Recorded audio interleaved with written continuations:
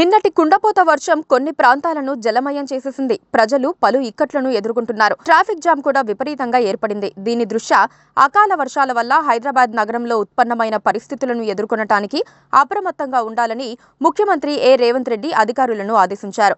భారీ వర్షంతో నగరంలోని పలు లోతట్టు ప్రాంతాలు జలమయం కావటం, ఈదురుగాలుల కారణంగా తలెత్తిన పరిస్థితుల్లో ప్రజలు ఇబ్బందులు పడకుండా తక్షణ సహాయక చర్యల కోసం అన్ని శాఖల అధికారులు అప్రమత్తంగా ఉండాలని చెప్పారు. నగరంలో పరిస్థితిని ఎప్పటికప్పుడు సమీక్షించాలని రాష్ట్ర ప్రభుత్వ ప్రధాన కార్యదర్శి శాంతికుమారిని ఆదేశించారు. లోతట్టు ప్రాంతాల్లో ప్రజలు ఇబ్బంది పడకుండా తగిన జాగ్రత్తలు తీసుకోవాలని సూచించారు.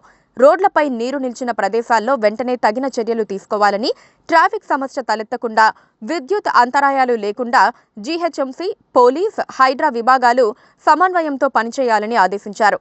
విద్యుత్ సరఫరా నిలిచిపోయిన ప్రాంతాల్లో వెంటనే సమస్యను పరిష్కరించి సరఫరాను పునరుద్ధరించాలని చెప్పారు. జలమయమైన కాలనీల్లో ప్రజలకు అవసరమైన సహాయక చర్యలు చేపట్టాలని అన్నారు.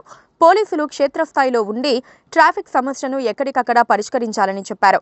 పలు జిల్లాల్లో కూడా వర్షాలు, ఈదురుగాలులు, వడగళ్లు పడుతున్నందున జిల్లా కలెక్టర్లు, పోలీసు యంత్రాంగం, ఇతర అన్ని శాఖల అధికారులు అప్రమత్తంగా ఉండాలని ఆదేశించారు.